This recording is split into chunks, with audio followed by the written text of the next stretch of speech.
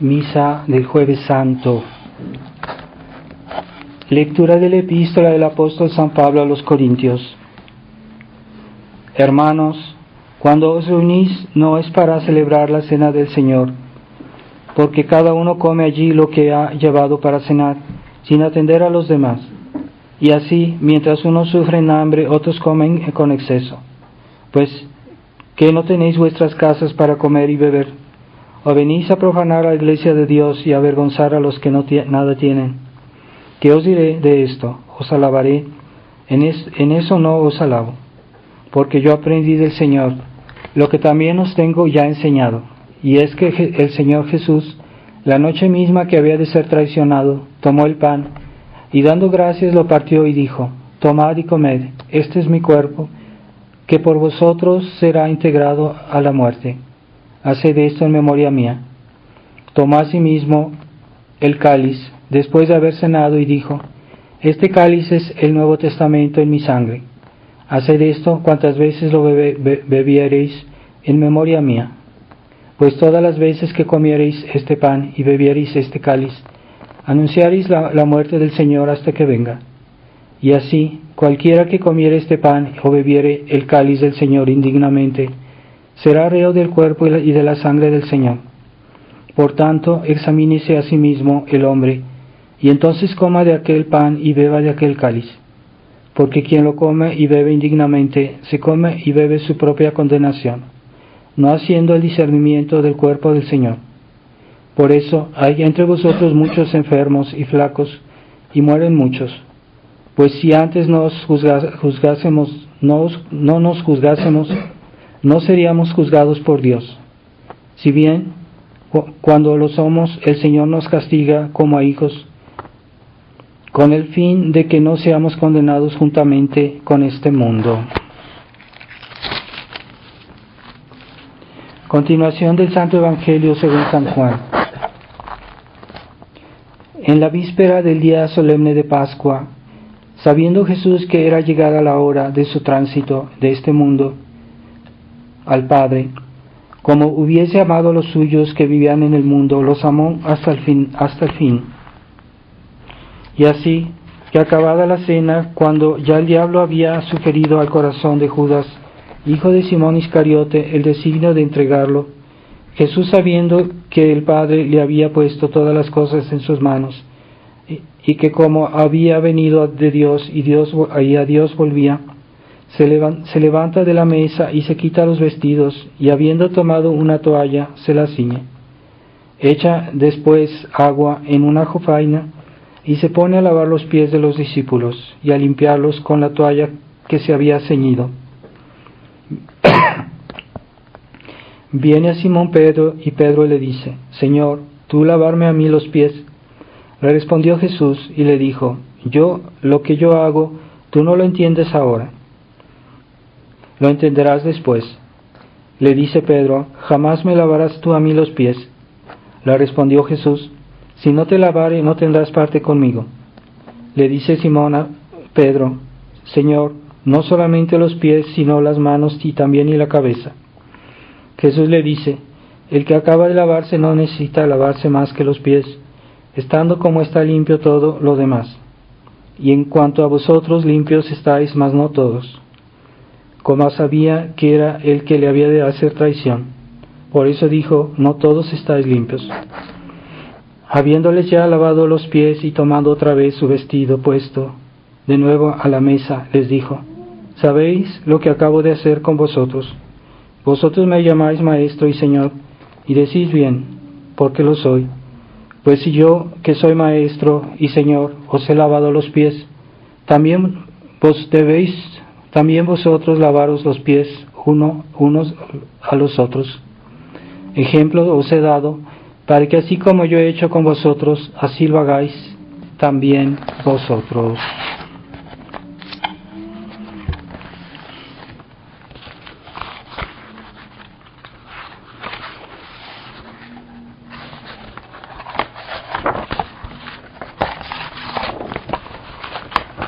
Hoy, este día de Jueves Santo, tenemos la misa vesperal, la misa de de la última cena, en la cual recordamos la última cena de nuestro Señor.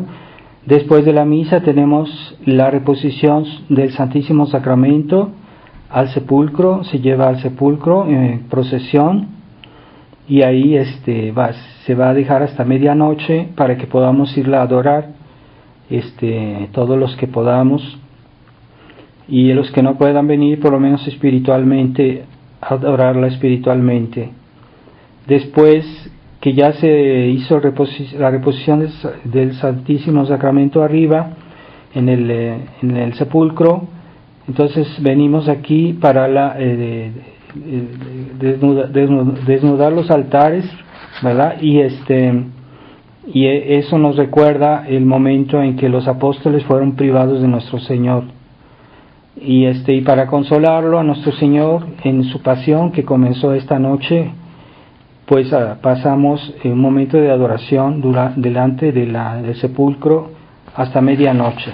Pues esperemos que lo hagamos todos en esta misa, en esta ceremonia. Entonces la Santa Misa que hoy celebramos es la que nos recuerda la última cena de nuestro Señor, en la que Él instituyó los más grandes regalos que nos ha hecho, como decíamos Señor Lefebvre, que es la Santa Misa, la institución del sacerdocio, la institución de la Eucaristía, y eso es un gran regalo que Dios nos ha hecho, todas estas cosas que Él nos las dio en ese momento de la última cena. Durante la misa, en el Agnus Dei, no se dice al final Dona Nobis Pacem, sino se dice 3 veces Miserere Nobis. Al final, antes de comulgar, no se dice Confiteor. Ya que hemos ya que hemos llevado el Santísimo, regresamos aquí a la capilla, y todos regresamos aquí a la capilla para la desnudación de los altares. Después de que las ceremonias ya han terminado, si alguien entra aquí a la capilla, debe hacer una inclinación una inclinación cada vez que entra a la capilla, porque no está el Santísimo, entonces no se hace genuflexión, pero se hace una inclinación. Y los que entran donde está el sepulcro, al llegar hacen se ponen de rodillas, con las 2 rodillas, y de rodillas hacen una inclinación. En ese momento no se hace genuflexión, pero se hace una inclinación, una flexión con las 2 rodillas, ¿verdad? De rodillas, y se hace la inclinación con la cabeza.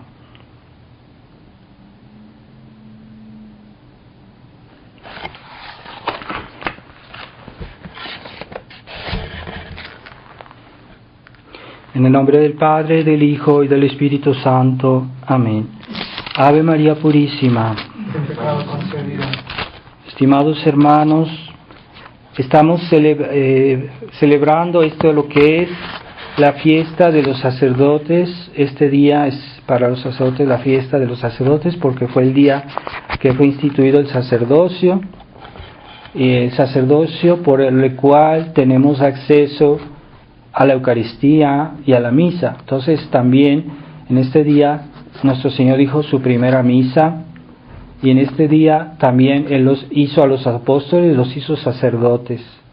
En esta misa también los hizo, la misa de la última cena, y también les dio por primera vez la Eucaristía. Entonces, que nuestro Señor dice: este pan es mi cuerpo, y el que come de este pan tendrá la vida eterna. Es el alimento del alma, ¿verdad? Es una cosa que los judíos no podían entender, porque ellos creían que iba a dar su carne de una manera cruenta, pero no, Él nos dio en una manera sacramental su cuerpo y su sangre. Pero el apóstol insiste en la epístola de hoy de que debemos estar bien preparados para la comunión. Así que debemos estar en gracia de Dios, porque no se puede recibir la Eucaristía si uno tiene un pecado mortal en la conciencia. Y si aunque aún no se haya arrepentido, que haya hecho un buen acto de contrición, pues puede ser que Dios se lo perdone, pero debe confesarse antes de comulgar, y eso es el mandamiento de la Iglesia, ¿verdad? Entonces, como dice la epístola de hoy, que no hay que profanar el cuerpo de nuestro Señor, así que cada quien debe tener cuidado, porque no puede recibir la hostia si no está en estado de gracia. Entonces, esa veneración a la Eucaristía es lo más normal, porque Jesús está presente con su cuerpo, su sangre, su alma y su divinidad. Entonces hay que tratarlo con respeto, ¿verdad? Ese respeto que es lo más natural del mundo, porque es Dios, y no debemos tratar a Dios como si fuera nuestro igual, o incluso peor, como si fuera un objeto, o incluso peor, como si fuera algo que se puede profanar, es decir, que recibirlo con pecado, ¿verdad? Entonces es más que un insulto, ¿verdad? Es un sacrilegio. Entonces hay mucha gente, hay muchos casos de personas que viven en pecado mortal y que comulgan, y Dios nos libre de eso. Entonces había un sacerdote que tenía muchos fieles, tenía una parroquia con mucha gente, y una vez hizo un exorcismo y el demonio le dijo: yo tengo en mi mano a tu parroquia, porque hay muchas confesiones, muchas comuniones sacrílegas.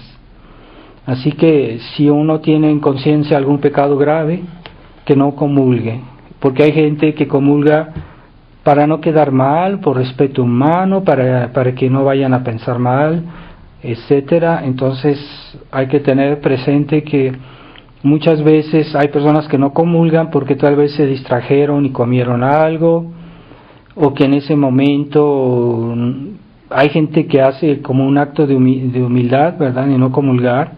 A veces lo hacen por motivo espiritual. Entonces hay personas que puede ser que no han hecho ningún pecado, pero están como dudosas y a veces no comulgan, y en realidad sí podían comulgar. Entonces no hay que juzgar a estas personas. Si alguien no comulga, no hay que juzgarlo. Por eso, si hay alguien que tiene algún pecado, pues no se preocupe y no haga su comunión, ¿verdad? No haga su comunión, esperando que pueda confesarse y poner orden en su alma.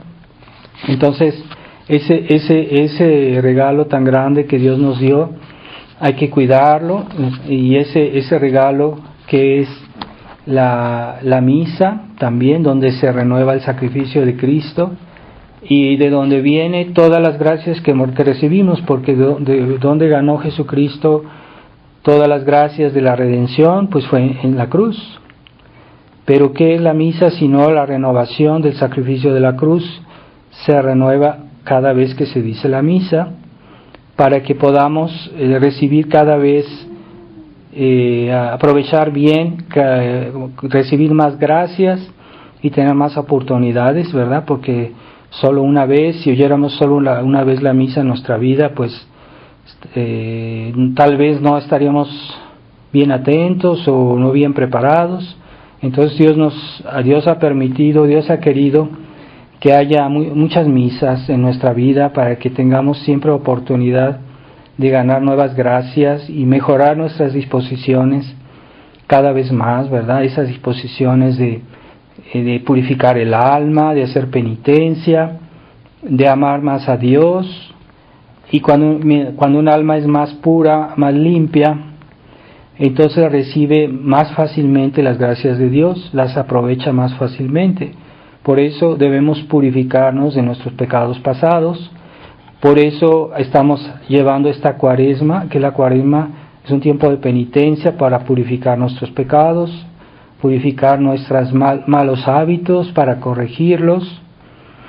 Y entonces una persona que está con buenas disposiciones, cuando recibe la Eucaristía, la recibe mejor y con más fruto, con más gracias, con más beneficios para su alma, ¿verdad? Entonces, no es solo la Eucaristía que cuenta, sino que también la apertura que tenemos en nuestro corazón, en nuestra alma. Si tenemos una persona que tiene una boca pequeña, puede beber menos, por decirlo así. Si no tenemos mucha apertura, pues no podemos recibir muchas gracias, ¿verdad? Entonces, tenemos la oportunidad siempre de mejorar nuestras disposiciones para recibir más gracias de Dios, recibirlas mejor, ¿verdad? Así eran los santos, ¿verdad? Los santos hacían comuniones que tenían mucho valor y recibían muchísima gracia de Dios porque estaban bien preparados, porque tenían un alma limpia, porque incluso si antes hubieran sido pecadores, ya habían hecho penitencia bien hecha de sus pecados, y entonces su alma estaba bien dispuesta, bien abierta a las gracias de Dios. Entonces no nos hagamos ilusiones, no es solo el hecho de recibir los sacramentos, que siempre nos hacen bien, ¿verdad? Pero no y hacen el mismo bien a toda la gente. Los que más se aprovechan de los sacramentos son los que se preparan mejor para recibir los sacramentos. Por eso la comunión en la misa es al final de la misa. ¿Por qué la Iglesia hace eso? Pues para que la misa pasemos el tiempo a prepararnos a recibir bien la comunión, ¿verdad? Entonces, si durante la misa estamos distraídos, si durante la misa estamos pensando en otra cosa, si durante la misa no rezamos bien, pues vamos a recibir, sí, tal vez la comunión nos hará bien, pero no mucho o menos. Así que hay que tener cuidado de las disposiciones. Primera disposición es suprimir el pecado, ¿verdad? El pecado y la pena del pecado, hacer penitencia de nuestros pecados, no solo confesarse y ya, sino después hacer penitencia, purificar nuestros hábitos, nuestras costumbres, purificar nuestro corazón, purificar nuestra vida.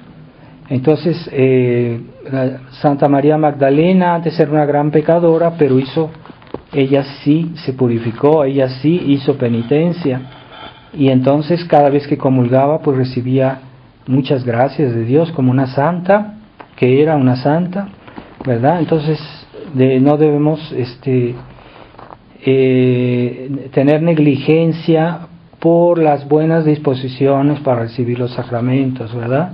Entonces hay santos que, por ejemplo, San Luis Gonzaga, él siempre pasaba mediodía a prepararse a la comunión, y después de la comunión pasaba el otro mediodía a dar gracias, ¿verdad? Entonces no solo el hecho de recibir la comunión, sino también a dar gracias y a pasar un momento de recogimiento después de haberla recibido, no irse a sentar como algunos niños hacen, porque sus papás ni se les ocurre, o no sé, decirles a los niños que después de la comunión hay que rezar, hay que dar gracias, hay que pedir a Dios cosas, pedirle las necesidades que tengamos. Es el momento, y hay que pasar un momento de amor, de recogimiento, para recoger todas las gracias que Dios nos quiere dar. Entonces, en ese momento que Él acaba de venir a nuestra alma, a nuestro cuerpo, es el momento de estar con Él, de platicar con Él, de pedirle lo que necesitamos, sobre todo para salvar nuestra alma, y también darle gracias, pedirle perdón, pedirle por los demás. Es el momento, ¿verdad? Es el momento adecuado, el más adecuado de nuestra semana. Entonces no olvidemos siempre de tener cuidado cuando recibimos los sacramentos, no los recibamos de una manera distraída, y como que si es como cualquier otra cosa de la vida, ¿verdad? Hay personas que están en la misa y ya están pensando lo que van a hacer después, están distraídos, están y muestran que no tienen mucha fe ni mucho aprecio por este sacramento, ni por la misa, no ven que sea algo realmente importante. Entonces, la misa es un hecho histórico, porque la misa es simplemente el sacrificio de Jesús, aunque se repita muchas veces, pero se repite muchas veces el mismo hecho histórico. Entonces es más importante la misa que todo lo que pasa hoy, que ha pasado hoy en esta ciudad o en este país o en el mundo, porque la misa es el sacrificio de Cristo. Pero ¿qué dirán? Pues no, es que el sacrificio de Cristo fue hace 2000 años. Pues sí, pero es que el sacrificio de Jesucristo se renueva cada vez que se dice la misa. Entonces es el mismo que se actualiza en este momento. Entonces hay que tener fe. Si no, vamos a asistir a la misa con mucha gente que está en misa y está mirando su reloj para irse y diciendo, pues el Padre ¿cuándo va a terminar? Y esto, hay gente que hasta muestra su impaciencia, y entonces eso no es un buen ejemplo, ¿verdad? No es un buen ejemplo para los demás. Y también en este momento que era esta última cena de nuestro Señor, era en el momento como un momento de adiós, porque él justo después fue cuando fue apresado y cuando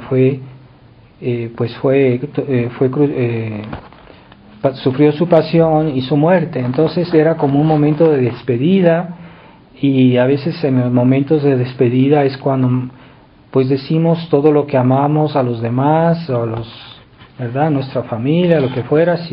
Si tuviéramos un momento así, ¿verdad?, de alguien que va a morir, pues entonces ese momento es muy importante. Entonces Jesucristo nos hizo grandes regalos, como Monseñor Lefebvre nos decía que Jesucristo nos hizo un gran regalo con la misa, nos hizo un gran regalo dándonos la Virgen María, y también nos hizo un gran regalo dándonos los papas católicos, no se refiere a los papas modernistas o los papas, sino a los papas católicos que durante mucho tiempo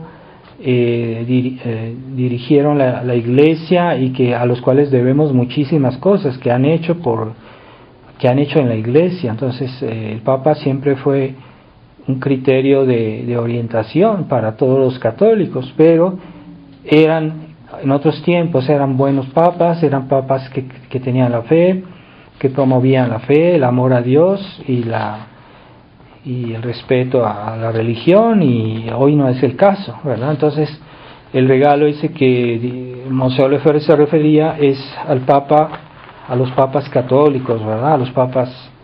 Entonces pero en la misa está contenido la Eucaristía, porque cuando se hace la renovación del sacrificio de la cruz, pues Jesús se hace presente, y en esa presencia es la presencia eucarística, que va con la misa, ¿verdad? Y es la Eucaristía, el gran regalo de Dios de estar con nosotros. Y hoy faltan almas eucarísticas que adoren el Santísimo, que hagan reparación, y necesitamos almas que quieran hacer reparación. Por eso hoy, después de misa, vamos a hacer un momento de adoración hasta medianoche en el sepulcro, para hacer reparación por los pecados del mundo, por los pecados nuestros, por los pecados de aquellos que necesitan el perdón de Dios. Entonces, y no se puede concebir la misa, y no puede haber Eucaristía si no hay sacerdotes. Entonces también Jesús nos dio este día el sacerdocio, ¿verdad? El sacerdocio y el episcopado, porque ¿qué es un obispo? También un obispo es un sacerdote, es lo mismo que un sacerdote, pero tiene todo el poder que debería tener un sacerdote, es decir, que un obispo puede hacer otros sacerdotes, mientras que un sacerdote normalmente no puede hacer otros sacerdotes, no puede confirmar, a menos que tenga un permiso especial, ¿verdad? Pero normalmente no puede confirmar si no tiene una delegación de un obispo. Entonces necesitamos el sacerdocio, y hay que promover el sacerdocio. Por eso Monseñor Lefebvre, él quiso hacer una congregación, la Fraternidad San Pío X, que estaba destinada a promover el sacerdocio, porque él veía que todos los nuevos sacerdotes habían estudiado la nueva teología, que habían estudiado el concilio, que decían la nueva misa, y que ya no tenían ni ellos mismos la idea de qué cosa es el sacerdote. Entonces él quiso restaurar el sacerdocio. Por eso Monseñor Lefebvre quiso hacer una sociedad que se dedicara a formar sacerdotes. Entonces nosotros debemos pedirle mucho a Dios que nos dé primero vocaciones de personas que sean aptas para el sacerdocio, que tengan las cualidades necesarias, porque no todos tienen las cualidades necesarias. No basta desear ser sacerdote, sino tener las cualidades que Dios pide, que la Iglesia pide, y los fieles deben colaborar con eso. Entonces los fieles pueden unirse a esta misión, este apostolado del sacerdocio, ¿verdad? Porque sabemos que si no hay sacerdotes, ya no va a haber misa. Si no hay sacerdotes, ya no va a haber Eucaristía, ya no va a haber confesión, ya no va a haber sacramentos. Entonces se necesitan sacerdotes. Entonces, ¿qué deben hacer los fieles?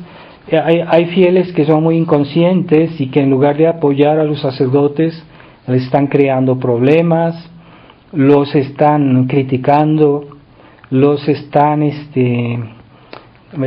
presionando para que se haga las cosas como ellos quieren, y entonces en lugar de ayudar a los sacerdotes, los están hundiendo más, ¿verdad? Porque estamos viendo que hoy en el mundo es muy difícil hoy para un sacerdote ejercer su ministerio, y él solo no puede hacer todo. Entonces los fieles deberían apoyar a los sacerdotes, deberían ayudarlos.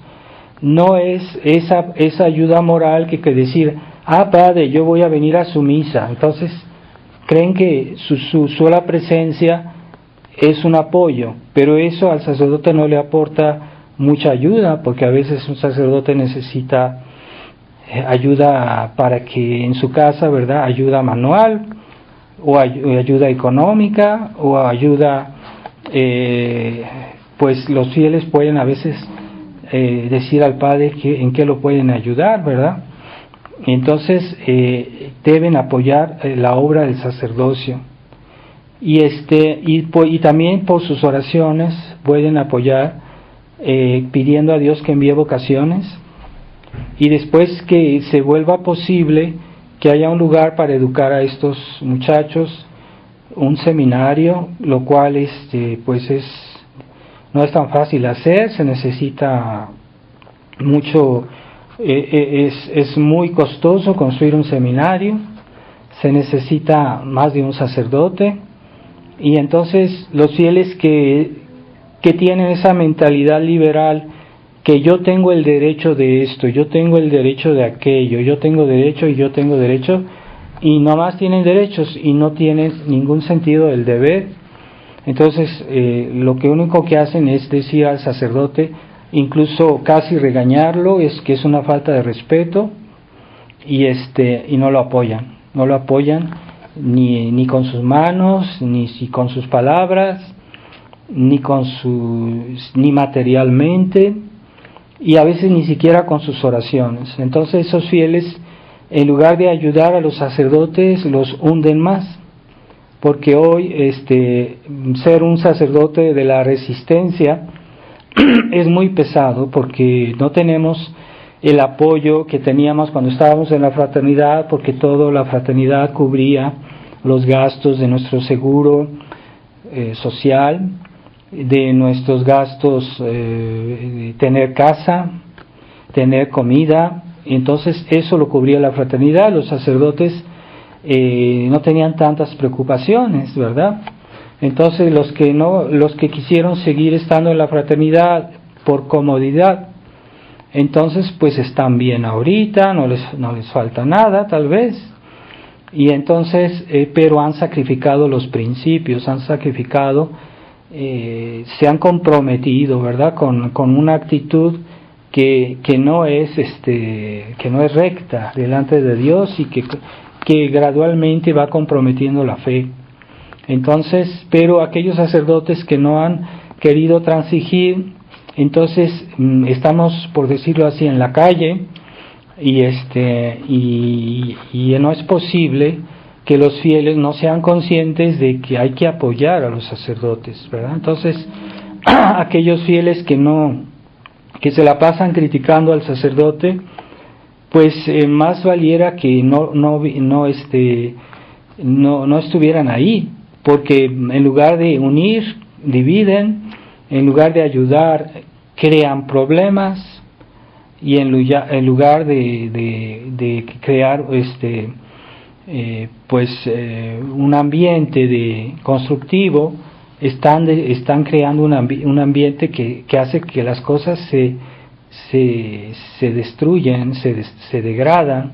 Entonces hay que tener cuidado con esos fieles que tienen una mentalidad liberal y que quieren todo fácil, y solo tienen derechos, pero no son conscientes de sus deberes.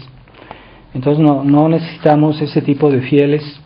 Tenemos los fieles que ayudaron a nuestro Señor. Veamos la vida de nuestro Señor, que nuestro Señor también tenía personas que lo apoyaban, que venían, por ejemplo, a ayudarle, las santas mujeres que se ocupaban de la comida, que se ocupaban de las necesidades de nuestro Señor. Él también necesitaba apoyo. Entonces también había personas que le prestaron, por ejemplo, el cenáculo donde él hizo la última cena, pues fueron unos fieles generosos que le prestaron el lugar y que le dieron la comida, etcétera. Entonces nuestro Señor también quiso ser dependiente de los fieles en ese sentido, ¿verdad?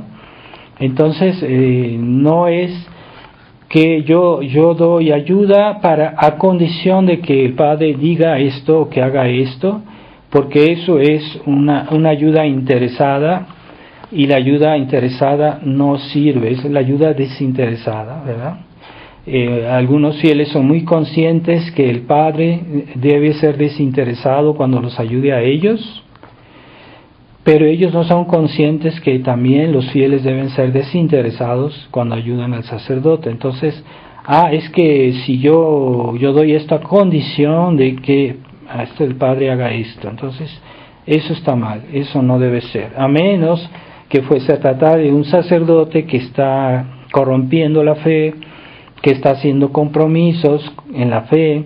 En ese caso sí, los fieles podrían condicionar, porque son cosas demasiado graves, ¿no? Pero cuando son detalles, mezquinerías, tonterías de gente que hace problema de todo, entonces eso no sirve a nadie.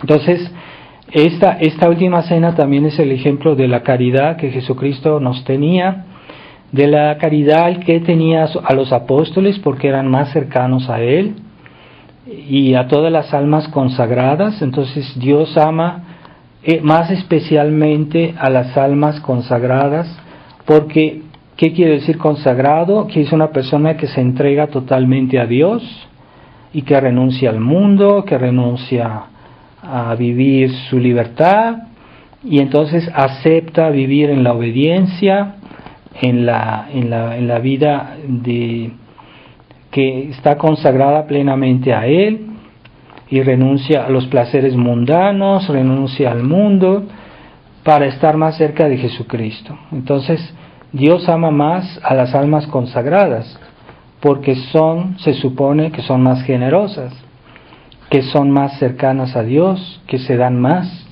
abundantemente, ¿verdad? Entonces hay que tener respeto no solo por los sacerdotes, también por las almas consagradas, por las religiosas, por los monjes. Todos son almas consagradas a Dios.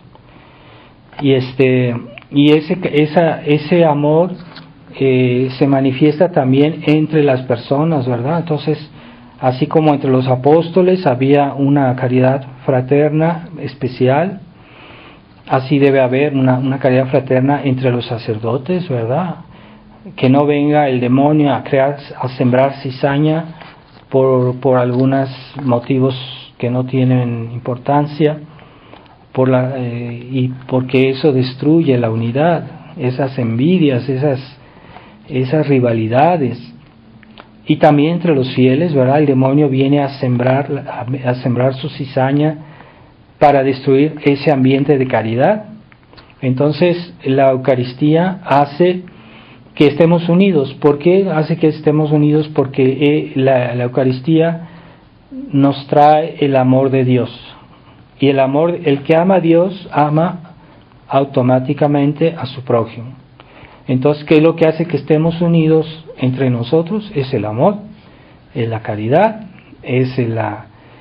y de ahí todo se facilita. Una persona que ama a otra persona, todo se facilita, todo se vuelve más fácil, no hay tantos problemas y todos nos ayudamos, nos sostenemos porque hay amor, ¿verdad? Entonces cuando hay problemas, cuando hay rivalidades, cuando hay envidias, es claro que no hay mucho amor, que el amor se está debilitando y que digan lo que digan, pero la caridad ahí está fallando. Entonces vamos a pedirle a Dios en esta misa que nos conceda la gracia de la verdadera caridad, que no sea una caridad ecuménica, sino bien orientada por motivos de la fe, de las verdades de nuestra religión. Y esa es la verdadera caridad, no es el amor ecuménico, no es el amor sentimental, no es el amor liberal, no es el amor mundano, porque las gentes mundanas son capaces de ser amigos, de estimarse, pero no es por los mismos motivos. Así que tengamos bien claro por qué amamos a nuestro prójimo, porque hay personas que no distinguen bien cuáles son los motivos de la caridad. Y si no tenemos esos motivos, entonces no tenemos caridad. Entonces, primer motivo, el amor a Dios, el amor a las personas por motivos de fe, por motivos de la enseñanza de Dios. Y entonces ahí hay un amor de caridad. Entonces no nos engañemos. Hay personas que son simpáticas y que son capaces de hacer un favor, tal vez.